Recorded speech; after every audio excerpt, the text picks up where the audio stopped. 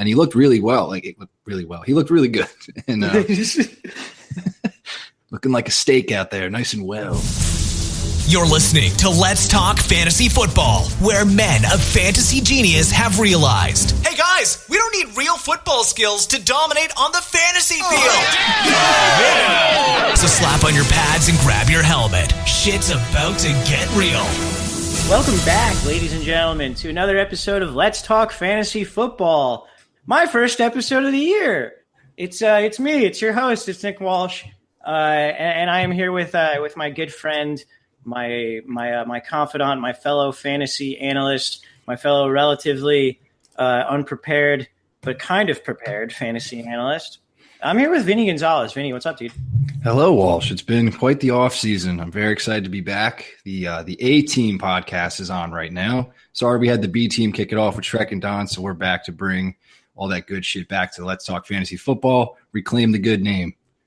Yeah, get fucked, Shrek and Don. So yeah, we're here, guys. We're back. Don and Shrek waxed poetic on it on our last podcast, but it's really nice to be back. Vinny and I have both cracked the ceremonial White Claw as opposed to PBR, which if you haven't heard, I'm going to give them a free ad right now. It's boozed up flavored seltzer, and it kicks ass. It sounds. Maybe you're thinking we're not that masculine right now. You're wrong. We're masculine as fucking hell. Anyway, Vinny, we are here to talk some football. But before we do that, I should probably bring up the text message that Shrek sent me with what I need to read. All right, guys. So before we get into some football, we want to give you guys a message from Auction Draft. Auction Draft is our sponsor right now, and they are the best site for running your fantasy football auction league in 2018. You can sign up now and get on the list for launch by going to letstalkfantasyfootball.com/auction draft. And the promo code is Let's Talk Fantasy. That's all one word, all lowercase, for 25% off. So definitely check them out. That's something that we'll be getting into a little bit more this year, is auction strategy and auction drafting, because they're really fun. If you haven't done one in the past, it's a blast. It's really hard. You really need to know your shit. And yeah. So right now, Vinny, we are going to be talking about a couple things. We're going to start off with some talk about the number one overall pick in the draft, who we're really looking at.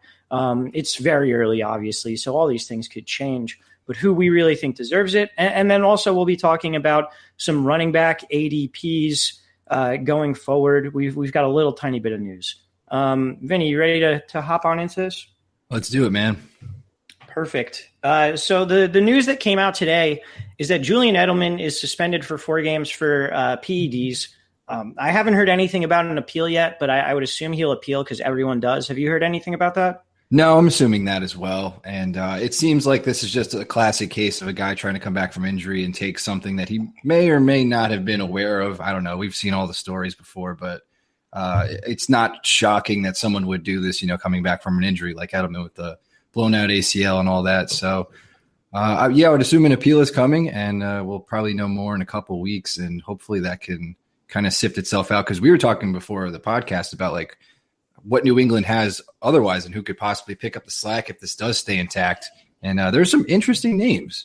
They added Cordell Patterson, Jordan Matthews, and Kenny Britt is still there from last season.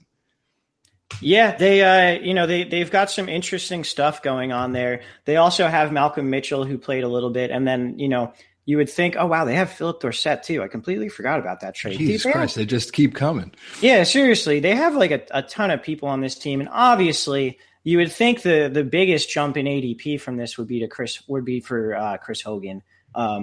Just because he becomes their de facto number one there. I have a question for you, though. They have a bit of a crowded backfield. Do you think James White may be the guy who gains more from this than anyone else, or do you think I'm kind of misguided there? It's the same case like every year. I think White is the guy that I would want to own out of the backfield. They added Jeremy Hill too. They extended Burkhead. They signed Sonny Michel, I believe. That's how you say that one. Yeah, something like that. Drafted him at the end of the first. Sorry. Yes, that's correct. So it's just like the typical crowded backfield where like all the guys have their upside, all the guys have their special skill set, and just New England's going to deploy them as needed as the game unfolds. So it's a little, game plan specific for the Patriots all the time, and people just get too hyped on one guy. But I think I don't think you're misguided thinking that White is the dude, because I think he's the mainstay right now, and they don't his role is kind of set with he'll catch a lot of passes and he could be a good PPR fill-in for you, but nothing that he's just like RB2 max. There's nothing like I don't think there's an RB1 to be had on the Patriots. No, yeah, I agree with that. And you generally see those guys kind of come and go in waves. In terms of Patriots running backs, it seems like for like a couple of weeks, one guy's the number one, a couple of weeks another guy is. Last year it was Dion Lewis at the end who, you needed. James White had a couple of weeks in the middle. Burkhead had a couple of weeks. My thinking is more just for those 4 weeks that Edelman's out, that White might pick up a couple snaps, maybe even in the slot, or, just getting sort of those short pass routes that Edelman sort of feeds off of so much. But yeah, it'll be interesting to see, maybe it won't even happen. Maybe he appeals. Maybe it just gets pushed back. Maybe he wins an appeal. Who knows at this point, but it's worth discussing at least. So Vinny, let's talk a little bit about the number one overall draft pick, as Shrek and Don so kindly teed up for us with this podcast. So I made a list here of the people who are currently going in the first round of 12-team PPR drafts, and this is on Fantasy Football Calculator, so it's mock drafts pretty early in the season. But I'll go through the list very quickly, and I think we can eliminate some guys right off the bat from the discussion, and then we can really kind of get into the meat and potatoes of this. So this is in order of draft position. So Todd Gurley, Le'Veon Bell, David Johnson, Ezekiel Elliott, Antonio Brown, Alvin Kamara, Saquon Barkley, DeAndre Hopkins, Kareem Hunt, Odell Beckham Jr., Leonard Fournette, and Melvin Gordon.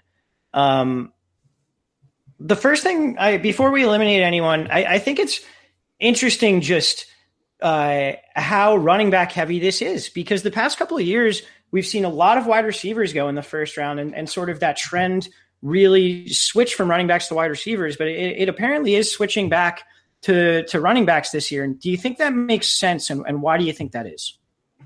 I think it makes sense because, it's the whole thing is recency bias, which we always talk about. It's like last year, all the running backs did super well, at least, the top 5 big guys, and the surprise from, Alvin Kamara. But now that he's there, he's already in the top 5, top 6. So I think just like, it's kind of like in fantasy football, you overcorrect. So like this could totally switch back to wide receiver heavy next year when we're talking about the same thing. So I think right now it's correct because there are a few workhorse guys that you need, like Gurley, Bell, Elliott, and possibly Kamara, especially with that Ingram suspension early. So those guys are people that you would not be, pissed off that you had to like draft if you're in the top 5 or anything like that. And we were looking at the ADPs before the cast, and it's, looking like another steep cliff for running backs. And with how less like the gradual decline in wide receiver value is, very steady, and you can kind of coast throughout some rounds, and you can go off preference and who you want, and guys can fill in way more easier than running back. If you're shot at running back, your team's not great. You just got to find plug and play guys, and that's not a good way to live. Yeah, absolutely. I think it does make sense that we have kind of swung back towards running backs in the first round, and I've been a huge proponent of wide receivers in the first round the past couple of years.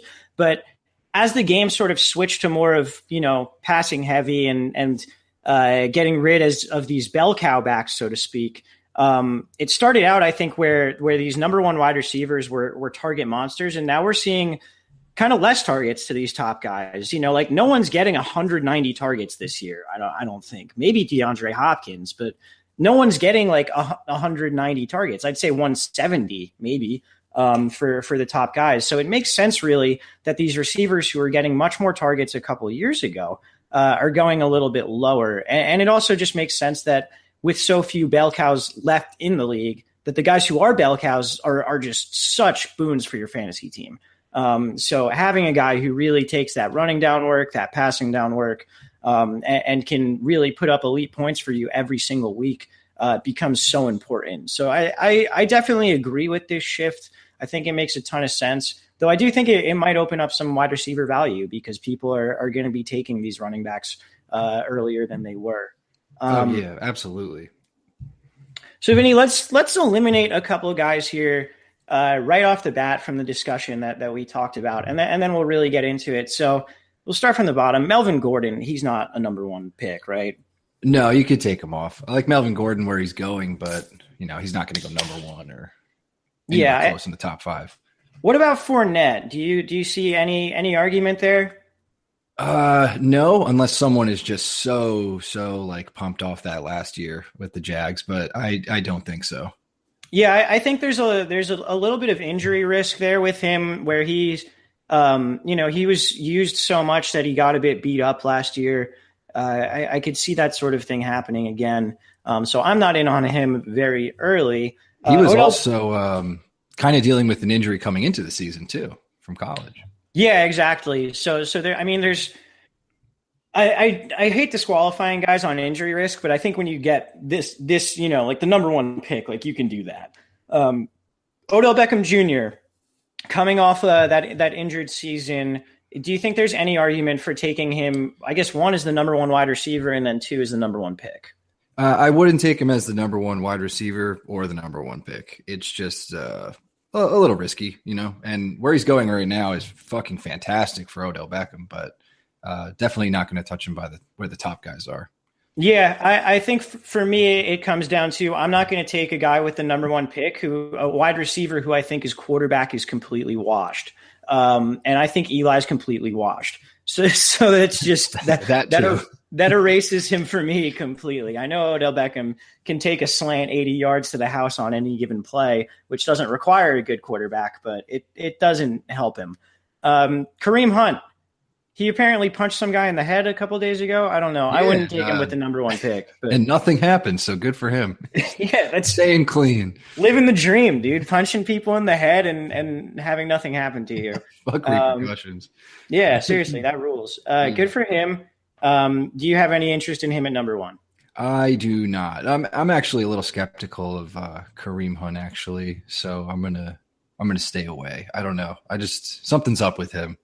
Okay, that's fair. I mean, I don't think they're going to give him the full workload yet. And, he kind of coasted off his amazing first couple of games last year. So I see where you're coming from there.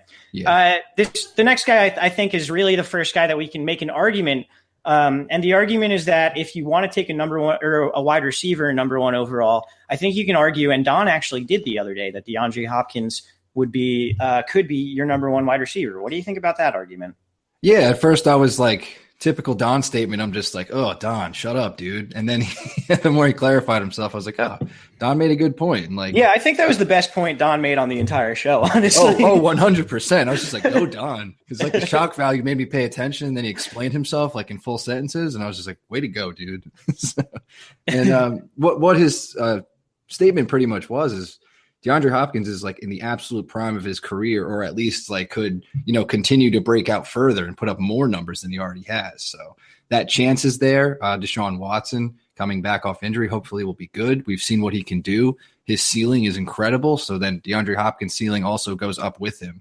So I think there's absolutely a point to be made that you can take DeAndre Hopkins number 1 pick. And there's absolutely a bigger, argument for him to be the first wide receiver off the board, no matter what. Yeah, I'm leaning towards. I haven't really done rankings yet, but I'm leaning towards DeAndre Hopkins as my number 1 wide receiver because I think he's going to lead the league in targets. Like it's that simple. He's going to have the most opportunity, and he's extremely talented. If his quarterback stays healthy, he's got a very good young quarterback. Who's going to be throwing him the ball. So I think it makes all the sense in the world for him to be the number 1 wide receiver, even over Antonio Brown at this point. If you do want to go wide receiver number 1 overall, which I understand the argument for, then that would make sense to me. Moving on, we have Saquon Barkley. I don't know how to pronounce it. He got drafted by the Giants 2nd overall. Pretty crazy. I think he's going to be like the 4th highest paid running back in the league just based on the rookie scale wage and how little running backs are paid. Yep. So that's pretty wild. I'm a casual college football fan, and I don't really watch film or that much, leading up to the draft. So my take here is based on other people's takes, but he seems like he's going to be the real deal. My only thing is I think that offense, like how do you have Eli being an undrafted quarterback and then have Saquon Barkley, ODB, Evan Ingram, Sterling Shepard all being drafted? Like, yeah, I think that offense isn't going to be that good. Yeah, and that was also another great point that Don made. A lot of props to Don on this podcast already, which I'm not liking. So weird. Yeah, don't get used to it, Don. You should probably edit this all out. Yeah, Shrek, get the bleeps going. Bleep out Don and put someone else's name, like your own or my own. Me talking about myself in the third person would be better than a Don compliment. But you're absolutely right. Like their offense, like how can you justify Eli not going and everyone's just kind of saying all these guys around him will be amazing. He's the dude that's going to have to make it happen.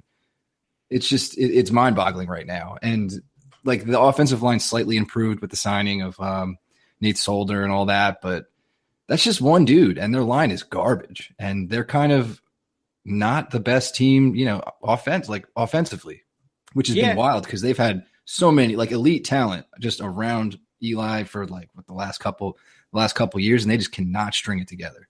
Yeah, I think it's really possible Eli gets benched this year. And we'll see, just because I guess his reputation with the front office and whatever else. But I think it's extremely possible that he just underperforms and gets benched because he hasn't looked good for several years. So that being said, while I wouldn't go anywhere near Barkley with the number 1 pick, I think he's valued pretty well. And I might even slot him in over Kamara just because I think he is a workhorse. I think he's a true 3-down back. And we know even the games that Ingram's going to be out, the Saints coaching staff has said that Kamara isn't really going to increase his touches that much. He's, they're going to try and fill someone into sort of Ingram's role. So to me, I'd rather have a guy who I think has a guaranteed 22 touch floor rather than, Kamara, who's got his 14 touches and went nuts with them last year, but who knows if that's going to regress. So I guess let's transition that into Kamara. What do you think there? Well, I just want to see, you think Barkley has a 22 touch floor or per game? I mean, if he's as good in the pass game as people say he is, I mean, what 18 carries, 4 catches? That doesn't seem unrealistic to me. All right. I just can't see the Giants running it that much with their line. Okay, that's fair. Yeah, I mean, it maybe 20 touch floor, maybe 20 touch. I don't know, but he's gonna get the workload every game. Whether or not he's efficient, I think is debatable. But he's gonna get that workload. All right, fair enough. I'm just very sheepish on rookie running backs and all that, and it's just going into the unknown, and then the messy Giants on top of that is not it never sits well with me. Would you drop him from that ADP then? I mean, I personally probably would. I'd put him more towards where's he going? 7. I'd probably drop him back towards 10 or the turn or 2. Okay, so move Hopkins, Odell definitely Beckham, Hopkins, maybe Fournette and Gordon, or yeah, I think I'd bump them up too. I'd put Barkley where Fournette was going last year, which was kind of around early turn of the second, end of the second. Okay, that's fair. I mean, you're I think Shrek said it last time too. We are historically sheepish on rookie running backs. And I think you more than anyone almost. But yeah, that makes sense. Yeah. I fear the unknown. So let's move on to Kamara then, since he was the next guy with I guess that ADP of the 6th pick right now. I kind of said my piece on him that I don't think he's really worthy of that pick. What do you think of him? That's shocking, dude, because he kind of won you our league last year. But yeah, he absolutely did. Good for you being strong, man. he won me the league last year, but I mean, if he's gonna get 14 touches a game, there's no way he's gonna put up that same insane. Last year he was the guy who defied all math every single week. Math said there's no way he's gonna do what he did, and he kept doing what he did. So I don't see that math working or being defied for that much longer, Yeah, him and Will Fuller drove me fucking crazy. Oh yeah, year. completely. Like, when does this stop, you piece of shit? Yeah, it was one of those where like you felt good for not playing him in DFS like going into the week, and then he just explodes and you lose because of it. It's like, fuck, god damn it! And at some point you just at some point you just have to accept like I need to play this guy every week. But yeah, man. So just like I fear the unknown, you fear the anomaly. I fear regression. Yeah, it's completely warranted, and like we can totally expect it not to happen again. It's just like when you prove that you don't need a lot of volume to get it done in fantasy, it's like it's concerning, but like kind of cool at the same time. It's such a double-edged sword. I mean, last year, Kamara's proof that he didn't need volume to perform was what, like 12 games. I'm not going to take a 12-game sample size and be like, yes, I can project this for the rest of his career. You know. Oh, and I'm not saying like he'll be like the best running back of all time, but I certainly think he's an explosive dude, and I think that him going here is expected, one, because of everyone hyped off of last year, and two, because of the explosive potential that he showed. Absolutely. And then like you said with Ingram and the whole coaching situation, like they won't give him a lot. I think that's kind of good. They'll keep him in check, keep him healthy for the whole season. I don't think they're dumb for like, we'll feed him, 25 touches a game. Like that's not Kamara's game anyway. So, yeah. I don't fear that, but I do like Kamara. I think he's going at like a normal place. And I could see him going earlier too with some people in drafts. Definitely. That's fair. I don't think I'm going to own much of him this year because I think I'm lower on him than most people. Like at that point in the draft, I'd probably just take a wide receiver. But yeah, I would say it's way safer to not draft Kamara. Absolutely early on, especially with the big names going around there. But if you're that risk reward dude in the first round, Kamara is definitely your guy. Okay, fair enough. So then do you think he warrants any number one pick discussion? I think some people might do it. I certainly would not be one of them, but I can definitely see people wanting to do that. Okay, fair enough. Let's move on to the next one. That's Antonio Brown. We kind of just made the case or, remade Don's case for DeAndre Hopkins to be the number one wide receiver in the draft. Is that the case you're going to make, or do you think Brown really warrants this discussion too? No, I think absolutely Brown could be number one. I mean, we've seen it, over and over. He's got the floor of like wide receiver, he's in the top 5. So you can't go wrong. He's certainly the safest pick that you could make as far as like the upper echelon you're talking about, as far as, fantasy eliteness. So I like Brown. I think he's safe. I think the Steelers have at least like 2 more good years in them of being like this, at least this year, like as the last. I'm a little scared. Really? I'm scared of Ben getting old and getting hurt, but I mean, last year he kind of, I hate the Steelers and all, and I hate Ben, but they were, looking great, and Ben actually played pretty well besides that one, 5 pick against Jacksonville. Yeah. But if he's able to string it together, he's certainly more put together than Eli right now. So I have more faith in that offense to That's true. Be able, to like withstand, and he's the elite quarterback that's, still, getting older, but can still do it, especially with like the talent around them. And, the only thing I'd be scared about is just how they spread it around, Juju emerging. Bell's got to get his stuff too. That would probably be the only concerns with Brown, but he's certainly a safe number one pick and a safe number one wide receiver pick off the board. Yeah, I'd agree with that. I can't argue against drafting Antonio Brown as the number one wide receiver. And again, if you want to take a wide receiver number one overall, I think that's a fine strategy. I'm not going to argue against it. I mean, I don't think I'm going to do it, but I won't argue against it. So right. That makes sense as well. So now I guess we can kind of talk about all 4 of these guys, because I think this is really the 4 where you have the biggest argument for them to be the number one overall pick. And I sort of understand the argument for all 4 of them. You've got Zeke Elliott, David Johnson, Le'Veon Bell, and Todd Gurley in that order from 4 to 1 right now. This is really the elite crop of, those bell cow backs that we were talking about. They're they're relatively proven. They're going to get the workload. Zeke was, a little disappointing last year. David Johnson obviously was injured. But what do you think about this crop? And I guess to start off, what would be your order here?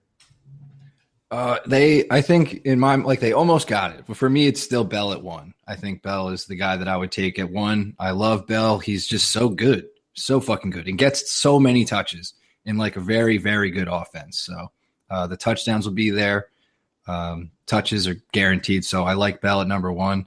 The only thing that's sketchy with him is obviously off the field stuff and not reporting to camp on time, if that stuff bothers you. But yeah, I'm a little concerned with that because so? I mean, the indications are that he's not happy there, but I don't know. I guess that's easy to speculate about. Obviously on the field, he's, the most exciting running back to watch in football, you could say. So you'd go Bell, Gurley, Johnson, and Elliott there in that order? I think I would go Bell, Gurley, Zeke, and then David Johnson. Okay, that's fair. Why is so low on Johnson? I mean, not that 4th overall is low. Yeah, I'm certainly not low with David Johnson. Why do you fucking hate David Johnson, dude? What in your head puts Zeke above him specifically? Because I think that's the distinction that I would make, where I think there's a clear top 3, and I think Zeke is the clear 4. Oh, okay. So for me, the Cowboys, that he's kind of all they got now. So I think they're going to they run him so much, and he's going to get those carries in the run game. And the coolest thing that he did last year was start catching the ball. So I think they might integrate him even more into that. And I just think that he's really the only playmaker they have right now. I mean, they lost Dez, they signed Allen Hurns, they got Terrence Williams. They don't have a lot of prolific weapons anymore. And I think their line is still solid, although not what it used to be like a year or 2 years ago. But I think Elliott's safer than David Johnson coming off the injury. And there were a lot of changes to the Cardinals offense too. They got Josh Allen. They got Josh Rosen, sorry. And Sam Bradford. Yeah. So there's just a lot of unsure things. I think like they definitely, signed the right guys for what their team should be, but I'm just a little concerned about some of the changes. But I think 4th is definitely warranted. And I think David Johnson will be fine. I just think Zeke will put up better numbers this year. Yeah, I mean, Johnson's in a different offensive system too, with Arians being gone. Rip in peace, even though he didn't die. Rip to your coaching career, Bruce Arians. We'll miss you.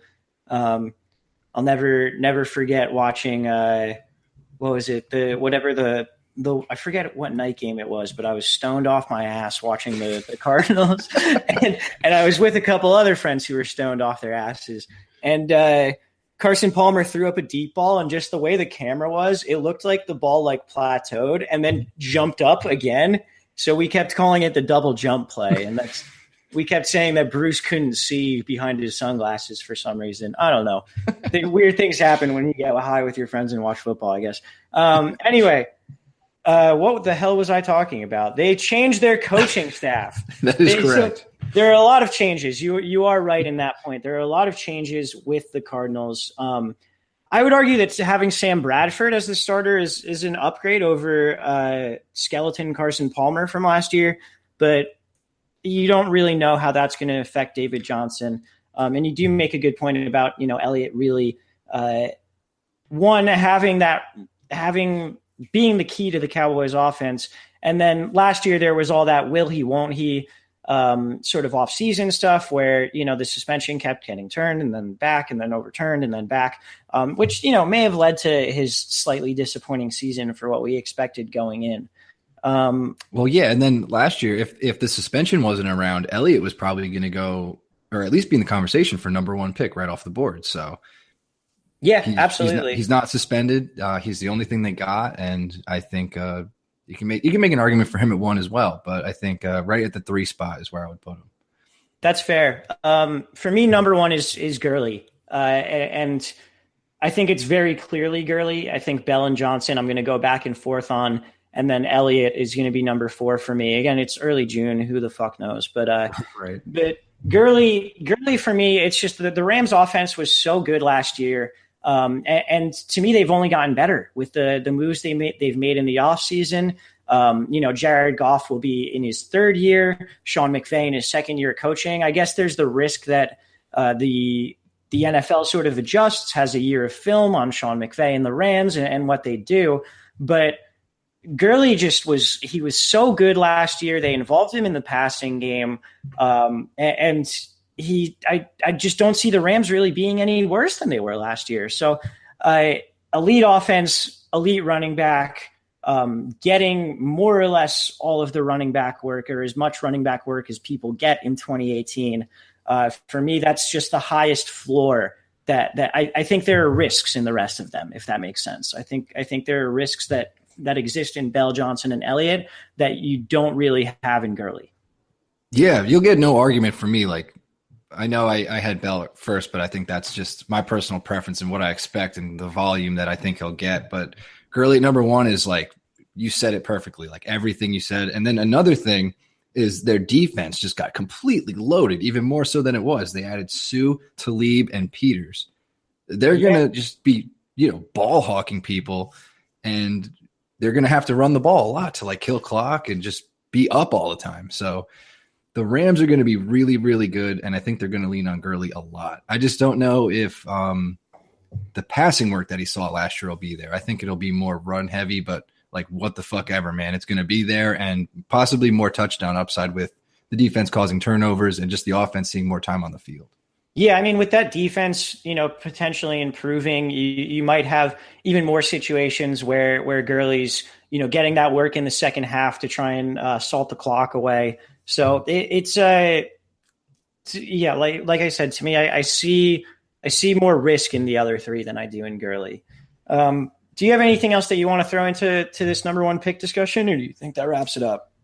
Man, I think we got it. It's tough to kind of iron out the many things in fantasy football, but the first round, even though we're talking at very early June, I think most of this will kind of stay the same, barring any injuries. So maybe some guys will go up and down like a couple spots, but for the main, extended course of the offseason, I think the top 10, top 12 will normally, stay the same guys. Yeah, absolutely. So we're going to get into some running back ADPs that we find interesting. But first, we're going to take a quick break, and we're going to hear from Auction Draft. Auction Draft is the best site for running your fantasy football auction league in 2018.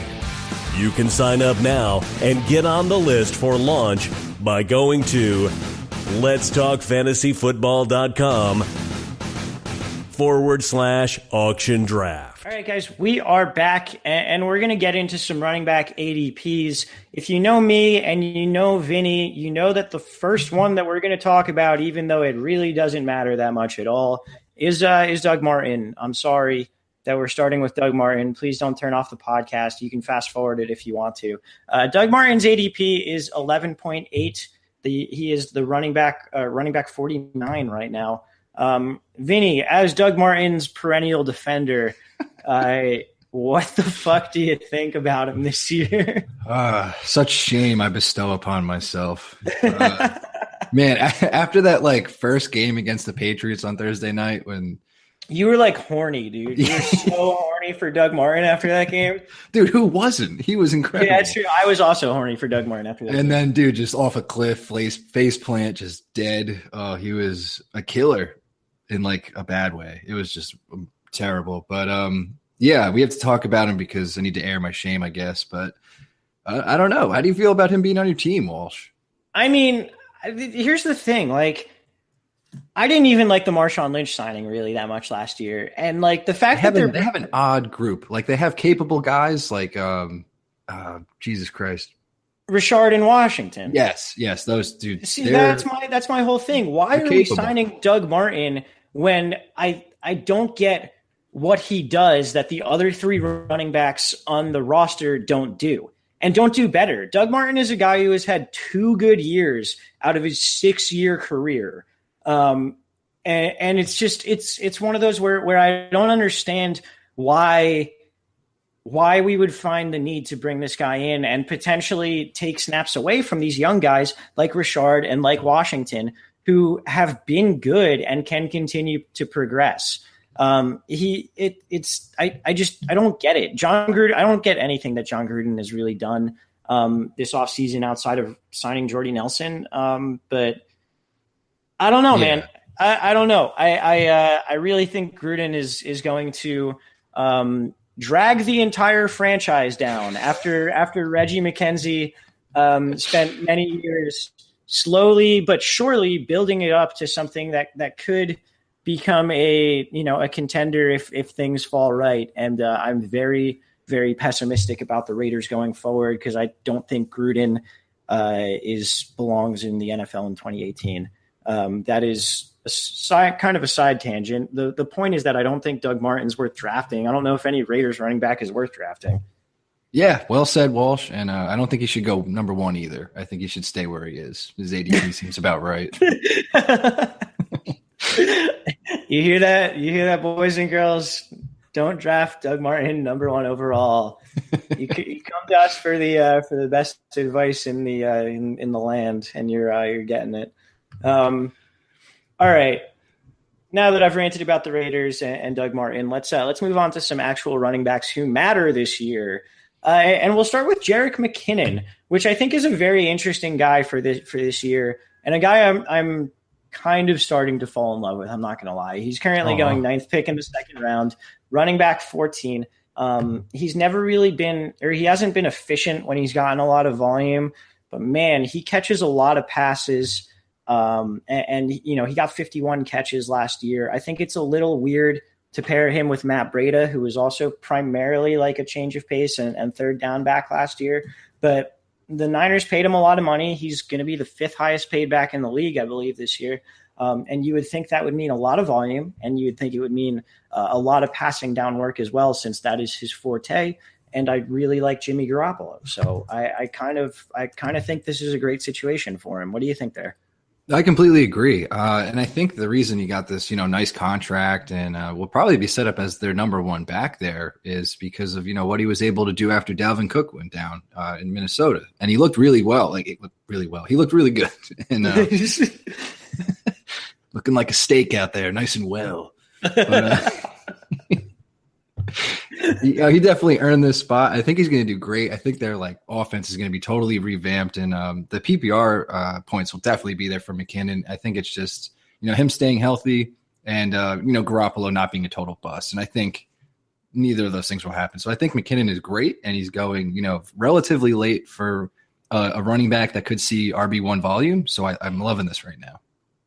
Yeah, I'm very, very in on Jerick McKinnon. Also, again, slight side tangent, but we were saying you were horny for Doug Martin last year. I live in San Francisco, for those of you listeners who don't know. The Bay Area is horny both football-wise and looks-wise, obviously, because he's handsome as hell. For Jimmy Garoppolo, man, dude, holy shit. Everyone is so pumped on Jimmy Garoppolo this year. It's the excitement is palpable, as they say, for Garoppolo and the Niners. But anyway, that's Jerick McKinnon, I guess. Vinny and I, at least at this point in the draft or at this point in the offseason, very much like him. Let's move on to your Bengals and Joe Mixon, who is going first pick in the 3rd round. That's running back 15. What do you think about him? He's a guy that I think both of us were very high on, a guy that I ended up with a decent amount of last year. And he was, disappointing, but I don't know if it was entirely his fault. So what's your opinion on him this year? Yeah, I don't think it was entirely his fault either. The Bengals were kind of hot garbage all season, and their line was abysmal. So they did some, a little bit of as the Bengals would revamp. This is a huge revamp for them. They signed 2 people. So they got Cordy Glenn from the Bills. He was known as a run blocker. Correct. And they drafted Billy Price at center in the draft with their first pick this year. So they're obviously addressing the mistakes they made and letting Whitworth go and I forget Zeitler. So they're trying to fix it. They've obviously made a big mistake, and I think they're going to look more for a run heavy approach, at least with Joe Mixon being the lead back. So I'm loving his ADP right now. I'm loving Mixon's upside because, you're drafting him at a point where he probably should have been drafted last year. I think he's going a little too high last year. So I think right around the 3rd round is perfect for him. I think he has RB1 upside for now. And especially if you go 2 wide receivers early, get Joe Mixon as your 1. I think that's a comfortable starting spot for you.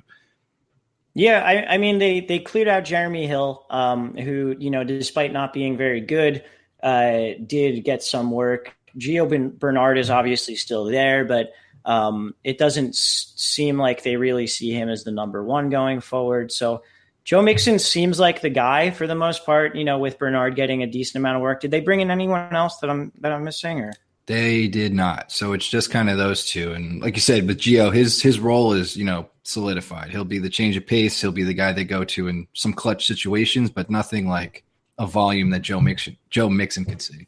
Yeah. So Joe Mixon seems to be the guy there. I think it's an interesting ADP based on where he really was last year, but I think it makes a lot of sense for him to be there. And I'm pretty on board with it compared to some of the people that we'll talk about later. Let me ask you something, Walsh. Yes. Right after Joe Mixon, Jordan Howard is being drafted. So which one of those two would you prefer? Would you like Mixon or would you like Howard? I would like Mixon, and I think it's because of the guy that we're going to talk about after that, actually, more than anything else, and the coaching changes with the Bears.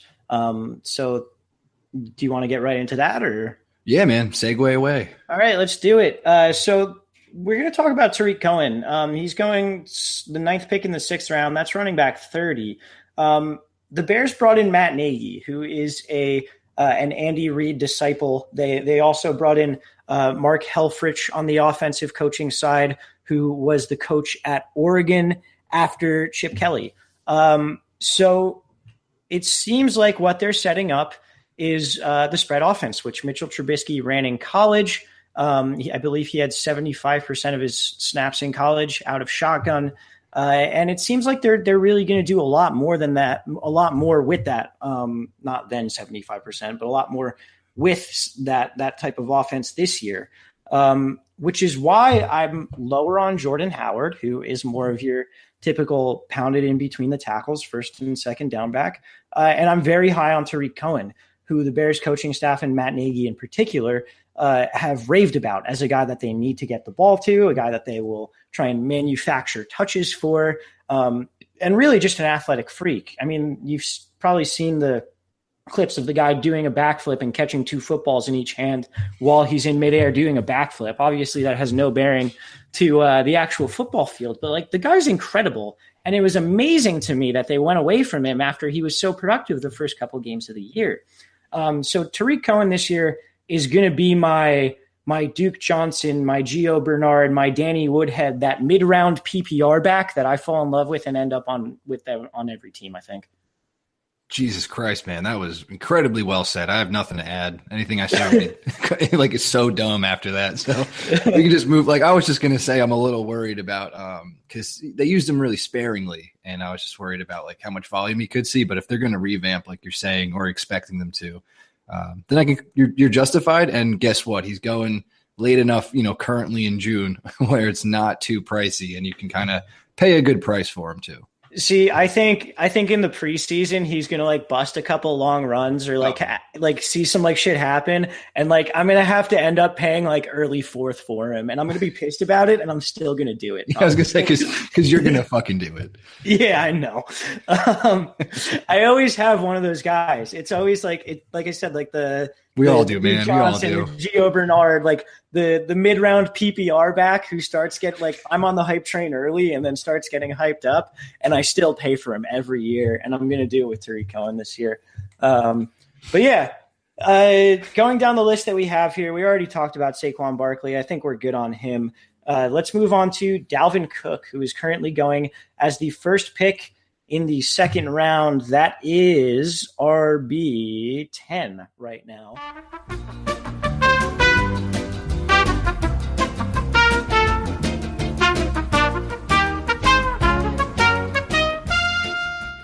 All right, guys, we got cut off somewhere. I'm not sure exactly where, so I'm sure this is a little bit disjointed, but Vinny's computer almost crashed. We are back, and hopefully this is saved.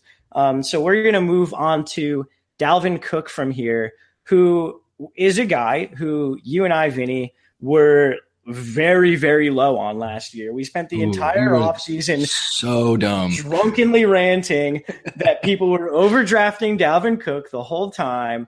And he came out and was incredible for 4 games and then got hurt and missed the rest of the season.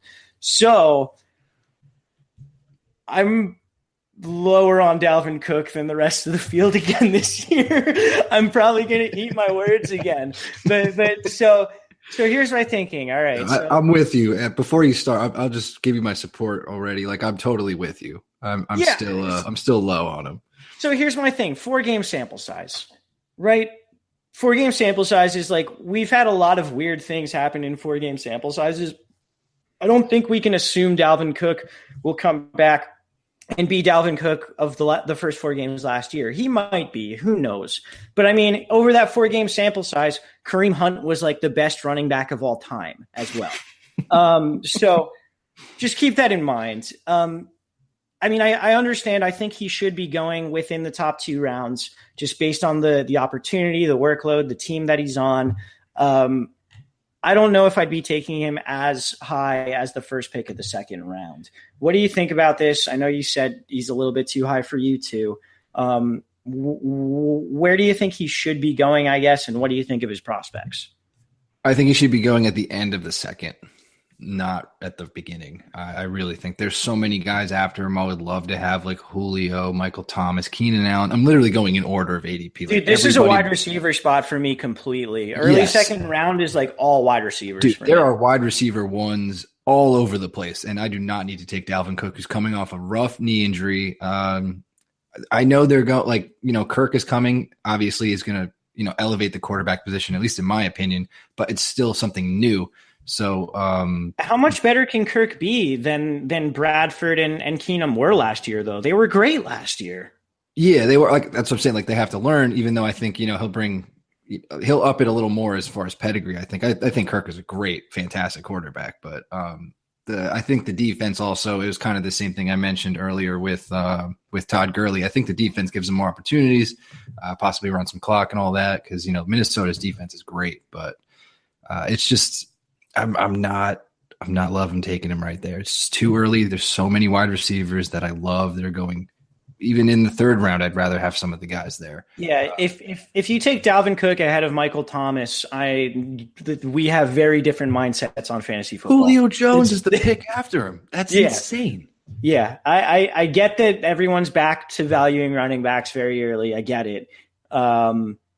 I don't know. Not for me. Again, this is June. I just started getting really worked up, and it's still June. I don't have to yell yet. Time for us to rant about Dalvin Cook getting overdrafted for another 3-month period, and then immediately eat our words.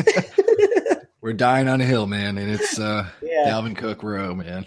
Yeah, second year in a row. Let's do this. I'm fucking ready, dude. All right, moving on from Dalvin Cook, let's talk about Rashad Penny, and then we'll talk a little bit just in general about the running back position, the drop off there, and and sort of the rookies involved in this. So Rashad Penny, he's going as the 9th pick in the 3rd round right now. That is running back 17, right in between Jordan Howard and Derrick Henry. He was drafted way higher than a lot of people thought. He was, I believe, the 27th, maybe the 28th pick by the Seahawks. They spent a high pick on him. They spent their 1st-round pick on him. You would think that means they want to play him right away. But, I mean, Chris Carson was great last year. The coaching staff loves him. CJ Prosise is there. Apparently he's competing for a roster spot. I don't know. Pete Carroll sucks. But what do you think about Rashad Penny there? I don't think it's just bad. It's a bad situation he's entering. They still have no offensive line. Still, that went unaddressed, off season still.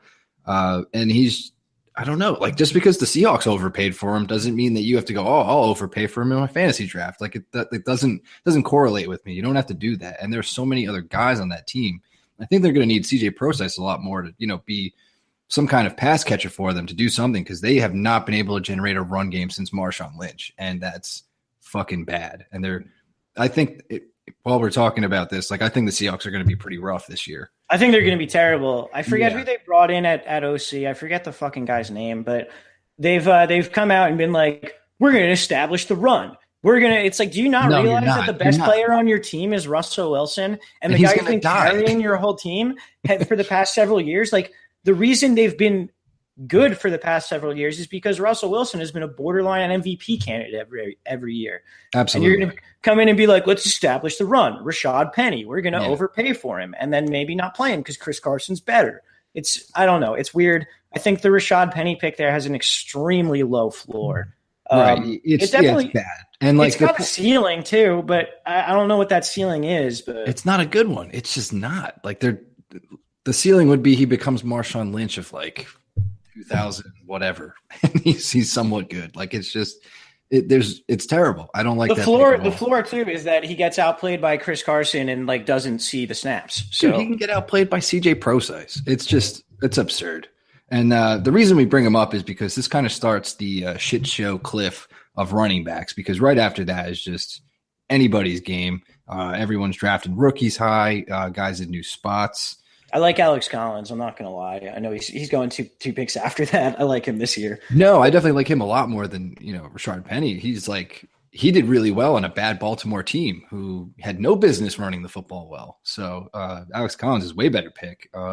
Even giving a shot of like Kenyon Drake. Like I don't trust him at all. I'd still rather him than Penny. Yeah, it's an interesting spot, really. Those middle sort of rounds. And I think the biggest thing there is to find the guys that you're comfortable with. And at this point in the offseason, I think I could speak for you as well. I don't know who those guys are for me yet. But there's going to be certain guys in that. I do like Darius Geis. I liked him coming out of the draft. I like Sony Michel a little bit. I obviously love Tariq Cohen. I like Dion Lewis a little bit, but there's guys in this sort of in this area that are going to be very good picks. But see, the thing is too is what's the difference really between Aaron Jones, who is going at 7.09, and Rashad Penny? I'm absolutely with you, dude. There's no argument. You cannot justify Rashad Penny. You cannot. CJ Anderson at 8.07, and fucking, Darius Geis at 4.06. Like, what's going on here? I don't know. I think there's in these next 4 or 5 rounds for running backs, there's a lot of room for people to shake and move as the summer progresses.